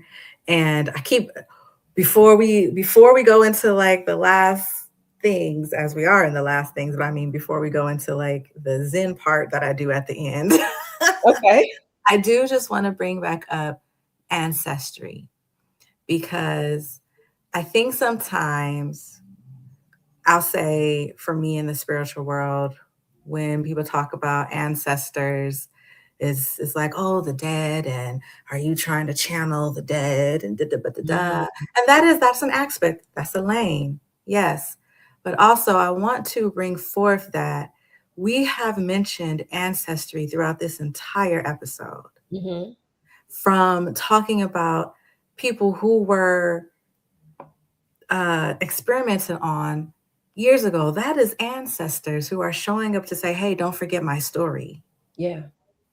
Yeah. Talking about the land practice of burning, that is an ancestral practice that they knew what to do. They knew what to do. Picture that. Mm-hmm. And Mm-hmm. we got to go to Google. Yeah. and Google just been fed all of the history that they knew what to do. Right. Right. So I know sometimes in this podcast, it can feel like, I think I've had people come to me like, oh, thought you would talk more about ancestors. And it's like, I don't want us to forget that is all connected. That Yeah. even if I don't say ancestor XYZ, doesn't mean that it has not been talked about or that we have not elevated an ancestry in this Mhm. moment, Yeah. because it's here and it's always here. And they're always a part of the foundation. Ancestry is the part of the foundation of the eugenics work that you've been researching. Yes. Right. Yeah. If their bodies weren't put through what they were put through, sadly, we wouldn't have that conversation to talk about and to highlight some other ways that it's showing up. Yeah. So I just want to take this moment to remind people that this is still Conversations with the Ancestors. And I Mhm. want you to open your mind's eye even brighter and wider to see that the scope of ancestry is not here, it's here.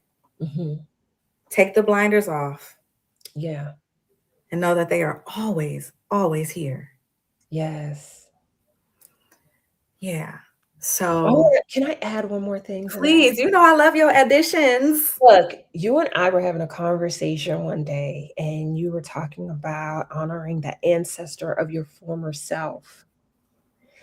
And I think this would be a great time to bring in that as we're talking about owning who you are and that power, it's not to reject who you've been or the journey that you've taken, or the past timelines that you were on. Those are all versions of yourself. You yourself, and this is, you came up with this, you yourself are your own ancestor within your own journey, your own personal journey. And if you think about it in that term, then when you start a new day, you can go with the fullest energy of being this new and complete version of yourself, while honoring the version of yourself that existed yesterday. Yeah. Right. And you still have to pay her debts. You still have to, honor her the same way you would. I don't know if anybody has ever had to, pay for a loved one, but just because somebody passes away don't mean you still don't have to file their taxes for them, and all of that. All of that business still has to be taken care of for the individual that transitions. So that past version of you still honor their debts. You still honor the things that they were praying for. And still honoring the things that they wanted, that you want to bring into fruition. But you yourself today are this new individual. We die every night and we rise every morning to come into this experience, because we only have the present. The past does not exist. Okay? Go there. It's not a place. Right. And the future doesn't exist yet. When I'm treating clients with depression or anxiety, I use this simile because depression is a disease of the past. It's where the brain is so attached to the past and is so remorseful or resentful of the things that happened there that it can't let go. And it relives, it blames, it shames, it guilts, to the point that you have a level of self-disgust and hatred that it manifests as a depressive symptom or depressive diagnosis. You are so attached to the past, you can't be in the present. And for my clients that have anxiety, they live in the future. They're worried about what will be, what could be, potentially the consequences of this past shit that they so pissed off about, right? But right here, wellness is right here, anchored in this present moment. This is the seat where anything is happening. All the rest of that shit is over, or it doesn't exist anymore. It's nothing that you can tap into. Okay, so we can choose from the lessons. We do have memory. We can choose from the lessons to make this moment the most that this moment can be. And that's not everything. You can't squeeze everything into a moment. Right. Right? We have to filter in what we can. We have to save some for the next day, and we hope, God willing, that there is.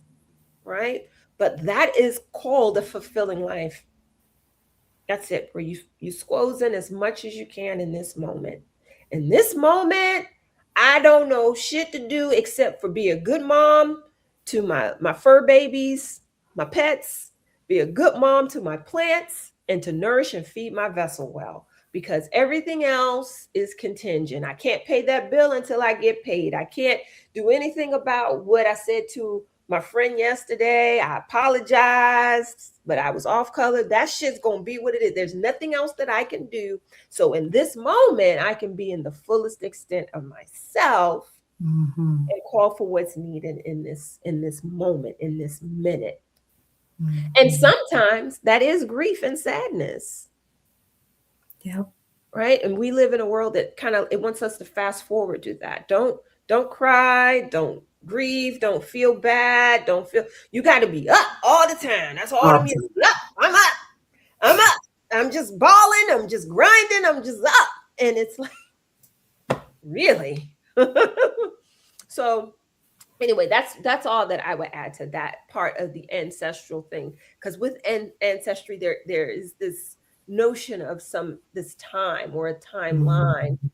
And in truth, your ancestors, at least to the 12th on each side of you, have genetically imprinted themselves with you. So you honor your ancestors as you honor your physical self, your biology. You don't have to look too far for them. They are there, and that's why you hear them. Even the ones you don't know be talking to you. Even the ones you don't even know. And then you meet some distant relative, and they be like, you do such and such just like Uncle Jimmy. You're like, what? How you know Uncle Jimmy? Well, you do it just like him. Uncle Jimmy know you. So you ain't got to know your ancestors. They're with you. But again, I feel like full circle. Are you accepting who you are? Are you in divine alignment with who you are? Are you tapped into who you are, what you want? Are you really wanting the best things for you? Or are you wanting some comparison of something that somebody else has? You can't want somebody else's blessings. Now, that part I figured out. You can't want their blessing. You have to want your own blessing. You mess around and try to want somebody else's blessing, you can't have it. Now, that's something you can't have because you can't have somebody else's destiny. Even though people be trying. Yeah, they sure do try, and then they get burnt. They get hurt. That karma come. That karma. So that's a pretty risky thing to spend a lot of time on. And if you spend any time on wanting something that somebody else has, well, the worst thing you could do is get it, because that's how life teaches us. But the time that you spend in that, you've been dealing with this person that's married to this other person. All right. Mess around and get them. Let me tell you, people call me all the time. I'm having problems in a relationship. And then they tell me how the relationship started. I'm like, okay, well, that's how this shit is going to end. The same shit that motherfucker was doing then, they gonna do again. You know, so it doesn't, so you because you coveted what that other person had, you got it. But you got the truth of what they had. Not the fallacy. Oh, they got this person I want to be with. Okay. And you think you really want to be with them. Okay, now you got them. Now you really got what they had. And what you didn't know was this person was argumentative. This person was lazy. This person couldn't take accountability for anything. You got that, though. You wanted what he had. Or you wanted what she had, or you wanted what they had. And now you got it. Good luck with that. Now you got to figure out what they did to get rid of. Pass it off on you. This is oh my gosh, we can stay on here forever. I'm gonna say this one thing, we're gonna have to shut it down.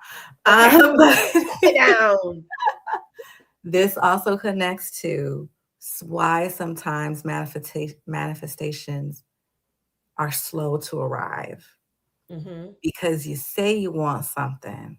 Yeah. And universe, God gives you a pause just for you to really be like, you sure about that? Did you look through all of the things? Did you do like the squirrel and do some research and some planning to see if you really want that? Do you still want it? I'ma just wait. It may not be what you want, baby. It may not be what you want. Yes, and that's why it's dangerous to chase trends. Now, I'm not shading anybody who wants to live in a mansion. I know people who want to live in penthouses and all that, but this is what I know about me. I like to be out in the summertime. I like to be out spring. Soon as it get warm, I'm trying to find a reason to be out now. I can't be in the house cleaning up all day, and I can't be in no trifling ass nasty house. And I can't see paying somebody to come in and clean. That's when you manifest somebody to come in and clean. These are things about me that just don't jive with living in a mansion. Right. I would never want one. It seems like a big waste of space to me for who I am. This person right here. So for me to desire that, so many things about who I am would have to change. I would have to, first of all, not be frugal because I would have to pay somebody.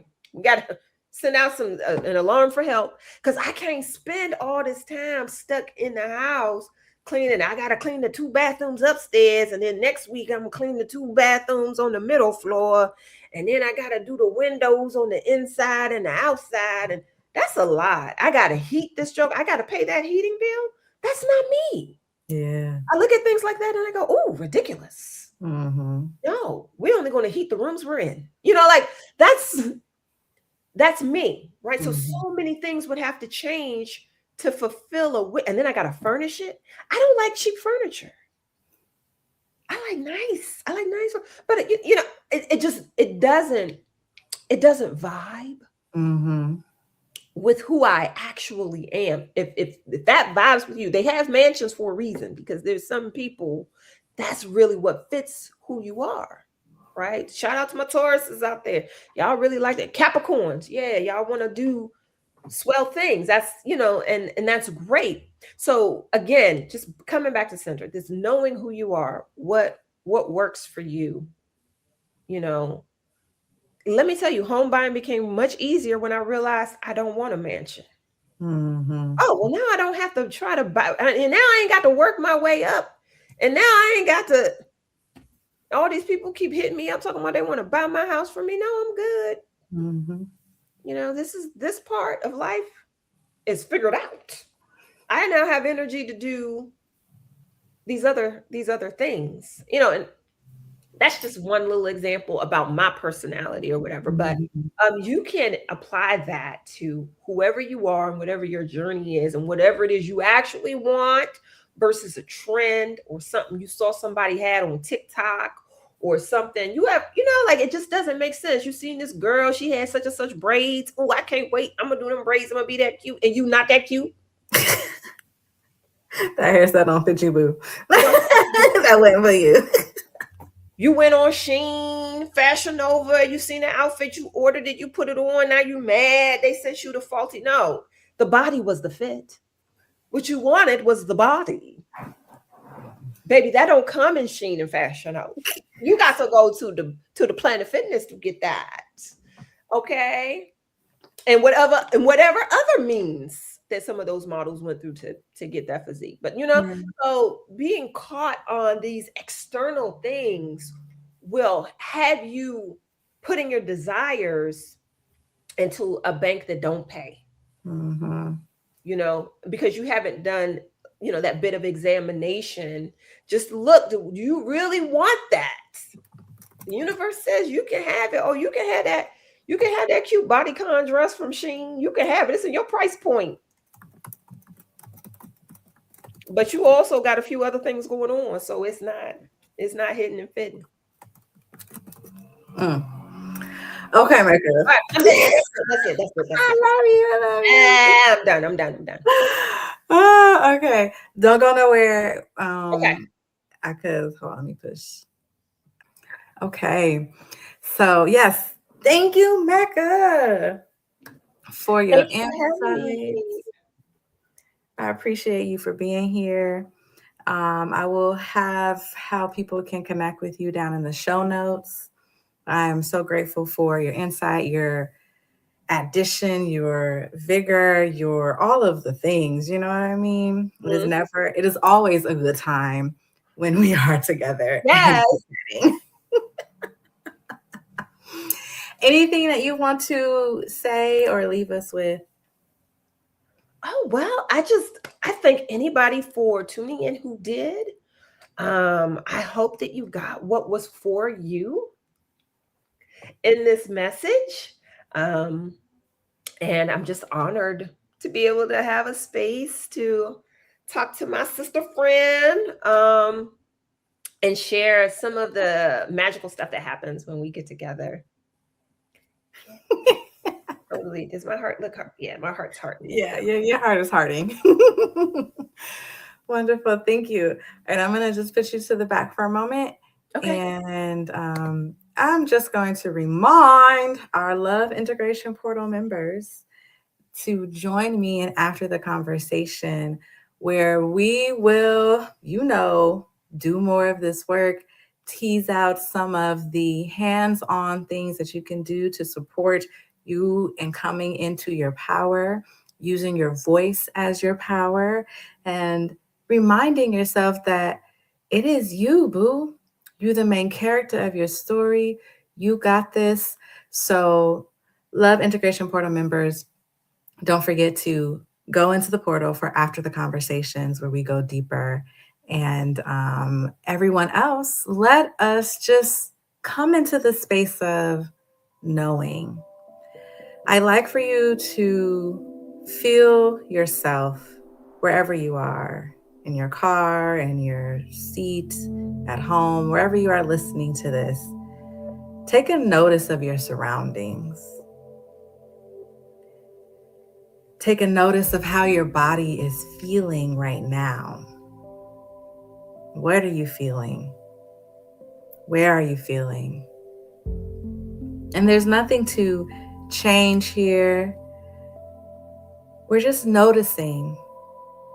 And in this noticing, we are giving voice to ourselves. In this noticing, we are taking a moment to connect to ourselves. We are doing that work of knowing thyself. So just breathe and notice. And if you don't feel anything, or if you feel all of the things, there's no right or wrong way to do this. There's no right or wrong way to be you.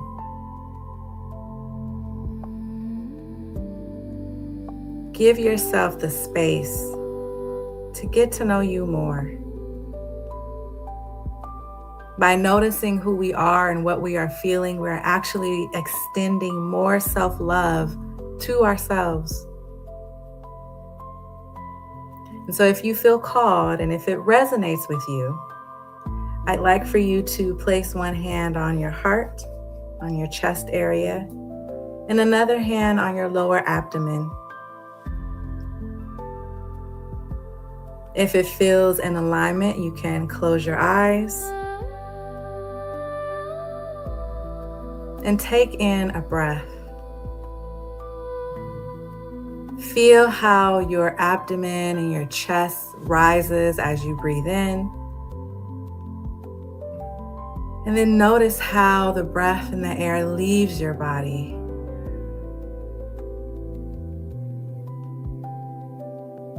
Taking an inhale in. And on the exhale, just noticing.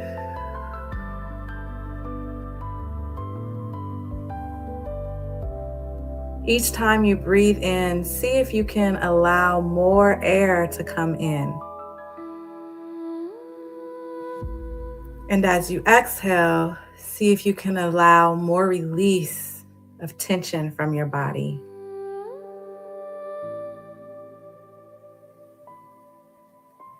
Know that wherever you are in your journey of stepping into your new timeline, of connecting deeper to yourself and your ancestors, wherever you are in that journey is right where you are supposed to be. You can't get it wrong. You can't get it wrong. So trust that you are moving the way that you need to move, that's going to take you and bring you to the next best big thing for your life. And follow the dragonfly, because the dragonfly is going to take you in a zigzag up and down, around the corner, back again, just for you to walk into the biggest moment of your life. And you didn't even realize it was going to be there because you were just following the dragonfly and being curious and following the desires of your heart. So don't worry about the future because it's already taken care of. And allow the things of the past to fall away because it's already been done. Infinity rest in the now moment. So I encourage you to hang out with me in this infinite moment of being you. I love you, divine beings, and I am sending you so much love.